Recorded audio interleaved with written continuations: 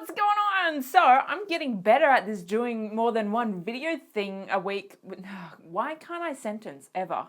Ever. Like I try to be cool and like create a really awesome, like witty, just engaging sentence and I just fart out of my mouth. Like what?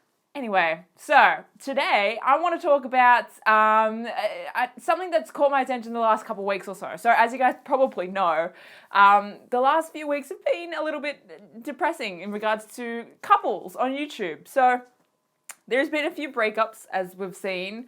It breaks my heart, honestly. So we've got Shannon and Cammie that broke up, and we also had Ali and Stevie that broke up. And it makes me so sad. But it was something that I, like Twitter and YouTube and like the emotional reaction that these breakups had, it really got me sort of like thinking. I don't know, like I don't know if I feel like it was different than celebrity breakups. And it got me thinking, like, why would YouTuber breakups be more emotional than celebrity breakups? And I was like, well, we don't really have any, like, celebrity, like, mainstream celebrity lesbian couples, right? I mean, we have Ellen and Portia, but they're going to live forever, and then they're going to be together forever. But then other than that, I don't know, that I honestly can't think of like some popular lesbian couples that people go off their nutter about. Now I understand that like actors and stuff like that are different from YouTubers because YouTubers, a good portion of the time, their content is about them, their lives, their person, their personality, you know, that kind of stuff. And then actors, their job is to be someone else, right?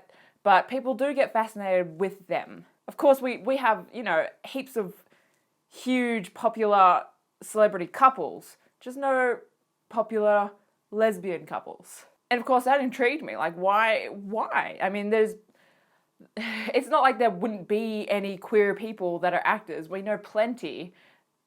It's just, it really got me thinking, like, why lesbian couples on YouTube are so popular. Like they're so popular. There's heaps of YouTube channels out there based around lesbian couples, and people gravitate to them so much and relate to them so much because I'm saying, I think there is no other couples that we can look up for, right? That sentence doesn't make sense.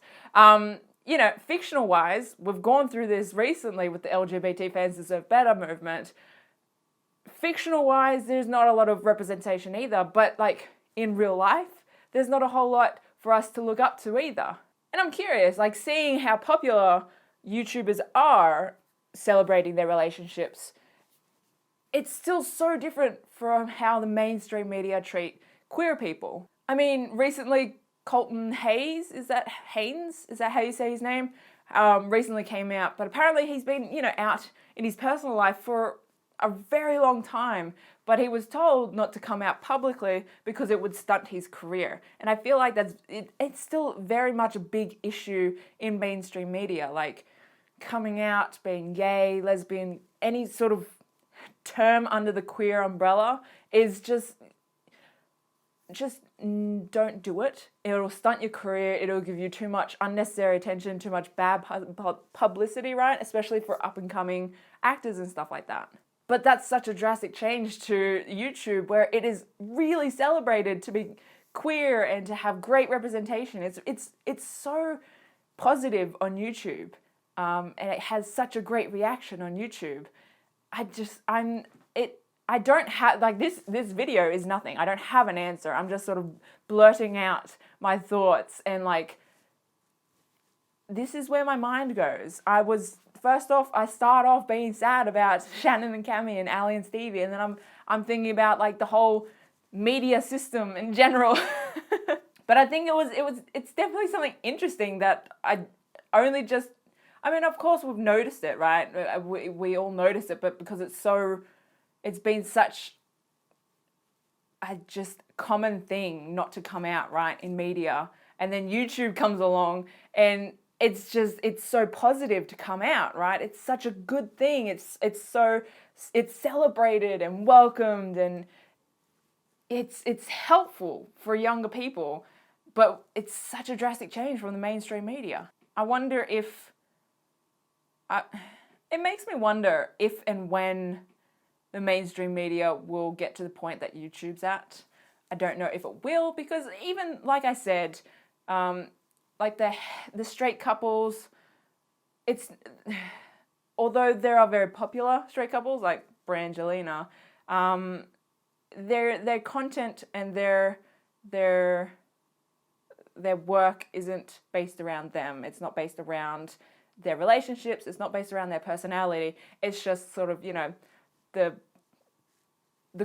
gossip magazines and the paparazzi and all that sort of shit that turn it to them. Actors, you know, their job is to be someone else, to create different stories, but people have a fascination about them, which,